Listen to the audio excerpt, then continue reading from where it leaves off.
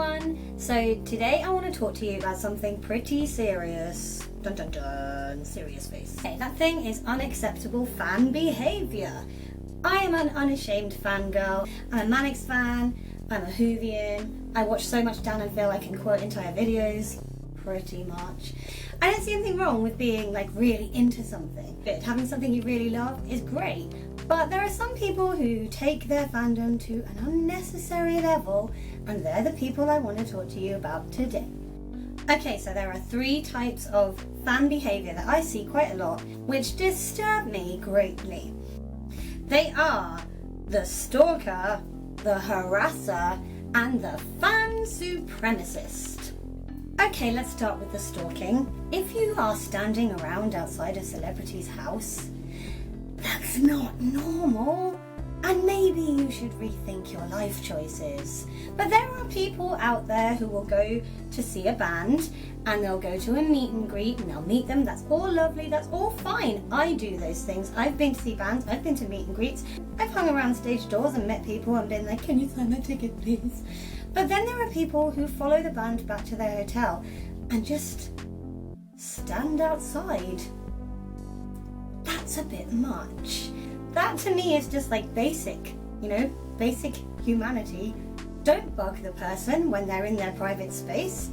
Don't stalk them everywhere.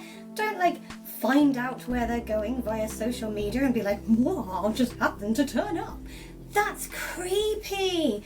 Don't be creepy. Better get ready for work. The band are going to Thorpe Park for a day out? Screw work, my destination just changed. And if you happen to find out the home address of somebody you are really, really obsessively in love with, keep it to yourself. Or maybe don't even keep it to yourself. Burn that information, retcon it. It's not something you need in your life. I don't need to know where the Mannix live. I don't need to walk past their house and be like, oh, because that would be weird. And not in the good way.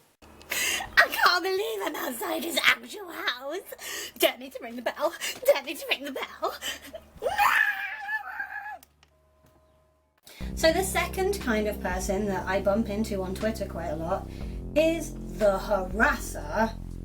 This is somebody who bombards a celebrity with tweets, responds to literally everything they ever say, and that's fine. Twitter is a great way of making you feel like you have some kind of access to someone that you like who's famous. That's great, being able to tweet somebody and have them reply to you, that gives you a fantastic buzz, and there's nothing wrong with that.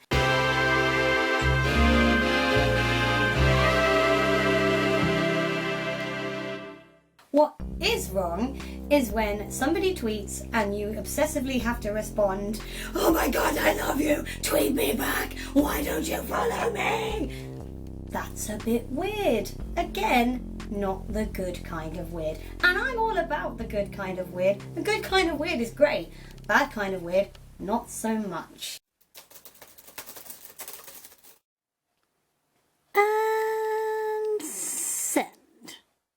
The harasser will also see somebody on Twitter, a celebrity, who will write something completely innocuous and they will say the most inappropriate thing in response. Probably keep that thought to yourself.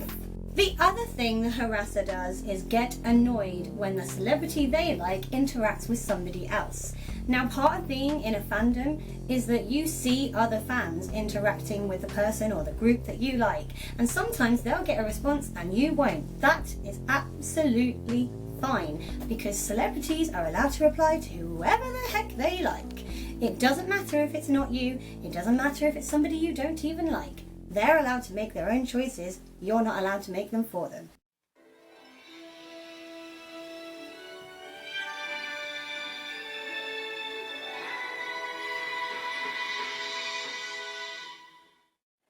Oh my god, I don't care that you're my best friend! I hate you! I've seen people get infuriated because their favourite celebrity has tweeted someone and they haven't replied to them. And that is not appropriate, okay? If you think that's appropriate, then again, reassess your life choices, because it's not. Okay, so the third kind of inappropriate fan is the fan supremacist, the one who believes they are above all other fans. Spoiler, nope. It doesn't matter if you've met them, it doesn't matter if they've tweeted you, it doesn't matter if you happen to live down the road from them, unless they are inviting you round to their house for tea and you're on their private Facebook friends list. You're not their friend. You are not above the rest of the fans. Maybe don't big that relationship up in your head, because it's only going to lead to you feeling really rubbish when you meet at a meet and greet and he doesn't remember who you are. Because let's face it, celebrities meet loads of people all the time, especially celebrities who go on tour. If they remember you, genuinely, fantastic, but don't expect them to. Don't think you are suddenly above all other fans because you've had some kind of interaction. The only person who's really going to get hurt by that thought process is you, and nobody wants that. The other thing the fan supremacist does is believe that they are deserving of special treatment. No! It doesn't matter how many albums you've bought. It doesn't matter how many gigs you've been to. It doesn't matter how long you've been a fan. You are no more deserving than anybody else because you made the choice to buy those albums. You made the choice to go to those concerts, and you made the choice to become a fan in the first place. Nobody has put a gun to your head and gone, buy my album. And if they have, you might want to think about reporting them to the police. I'm tired of seeing things on Twitter where people are like, oh my god guys, I'm your biggest fan, I really deserve you to give me free tickets to this show, I really deserve you to get me into the VIP section, I really deserve this. And when they do it on behalf of other people, it's just as irritating. Oh my god, she's followed you since the beginning, she deserves this.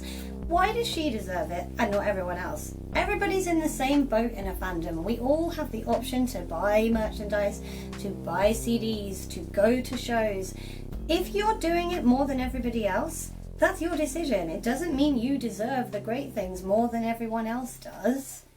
You know, I bought the book, and I bought the audiobook, and I watch all their videos. Dan and Phil should definitely pay for me to go to America to see them on tour, and like pay for my hotel and my plane tickets and give me VIP access and just basically do everything for me. Everything. The other thing that the fan supremacist does is criticise anyone whose viewpoint differs from theirs. One of the best things about being in a fandom where there's lots of other people is exchanging views and ideas. You don't have to like the same episode of a TV series. You don't have to have the same favourite album track from the band's latest CD. Everybody downloads now. I'm so old. Anyway, I digress. One of the great things about being in a fandom is exchanging ideas and talking about what you like, what you dislike, and bouncing these conversations off each other is really good fun. It's how you make friendships. But there are people who will literally slay anyone who doesn't share their viewpoint, and that's not even unacceptable fan behaviour, that's just unacceptable human behaviour. We've all got different views. Just share them, listen to them, take on board what other people are saying. It doesn't matter if you don't agree. Oh my god, someone in the comments doesn't ship fan, and that means they need to die! Die! Get off the internet forever! So, in a nutshell, what I'm trying to say is fandom is a fantastic thing to be a part of. If you've got something in your life that makes you feel really good when you're feeling a bit blue, go for it. Knock yourself out. Buy the albums, go to the shows, meet the people, have selfies with them, do all the things. That's amazing. Just avoid being a stalker, a harasser, or a fan supremacist, and you'll be doing really well. If you've enjoyed me talking at your face, then please feel free to click on mine to subscribe, and I will be back ranting about something else another day. Bye!